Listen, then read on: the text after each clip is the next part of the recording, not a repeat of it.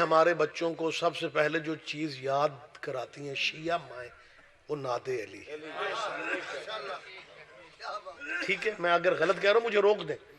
نعت علی کوشش ہوتی ہے ہر مولائی کو. میرا یہ موجودہ یہ پچھلا ابھی جو عشرہ محرم گزرا ہے، میرا عشرہ محرم میں نے یو کے میں پڑھا، لندن سٹی میں. وہاں پہ بچوں نے مجھے آ کے نیٹ دکھایا، کلپ اس پہ تھے. ناد علی ین مظہر اللہ چاہے، علی ین علی کی جگہ پہ این وہی رہنے دی، باقی نام بدل لی.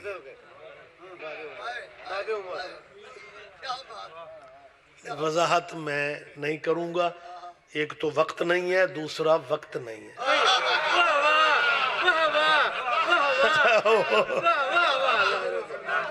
ناد علی، اللہ کرے آپ سمجھ جائیں، ناد علی کی جگہ پہ مولا کا نام بدل کے ہمارے بھائیوں نے این وہی رہنے دی، باقی نام تھوڑا بدل لیا، علی کی جگہ پہ اپنی پسند کا نام لگا لیا.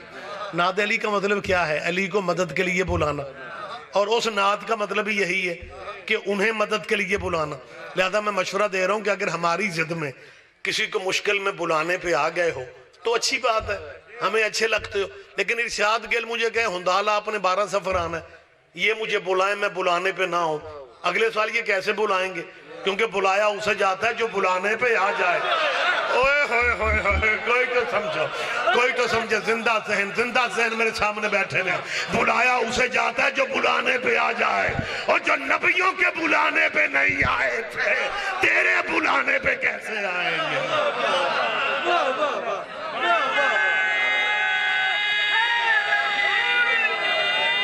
جی بسم اللہ، مشترکہ جواب دیں، سارے جواب دیں.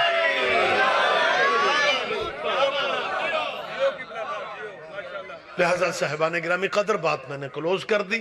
میں نے شروع سے مجلس میں یہی گزارش کی ہے کہ خدا را ان مجلسوں کو بے گرانا نہ سمجھو.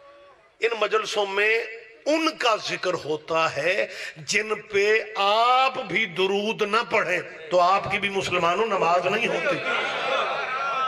ماشاءاللہ جیو، کیا کہہ رہے ہیں؟ بسم اللہ. تم نے درود والا قبیلہ بھی شیعوں کو دے رکھا ہے، تیری سوداگری کے صدقے نہ جاؤ. جی بسم اللہ. جی آپ جیئے سرکار، جس کا آپ جیئے، آپ کی دعاؤں کا فیض ہے. اگر درود والا اللہم صلی علی محمد وعلی آل محمد کما صلیت علی ابراہیم وعلی آل ابراہیم انکا حمید مجید، یہ وہ درود ہے جو سرکاری درود ہے، جو مسلمانوں کو حفظ ہے. نماز میں کہتے ہیں اللہم صلی علی محمد وعلی آل، اللہ آل محمد پہ درود ہے. کما جیسے تو نے ابراہیم پہ بھیجا اور ابراہیم کی آل پہ بھیجا، پہلے آل محمد پھر آل ابراہیم. اتحیات میں نماز تشہد آپ کہتے ہیں، وہ اتحیات کہتے ہیں. سلام پھیرنے سے پہلے درود پڑھتے ہیں، پہلے آل محمد کی آل، پھر ابراہیم کی آل. اللہ کی نماز تھی، کرنا اللہ اللہ چاہیے تھا، کر آل رہے.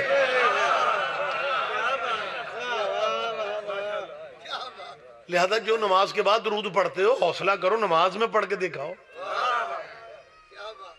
درود جچتا ہی آل پہ. آخری میں فقرہ کہہ رہا ہوں، لہذا جس قبیلے پہ نماز میں درود پڑھو انہیں مذہبوں میں تقسیم نہ کرو، انہیں فرقوں میں تقسیم نہ کرو، ان کا ذکر جہاں بھی ہو آ جایا کرو.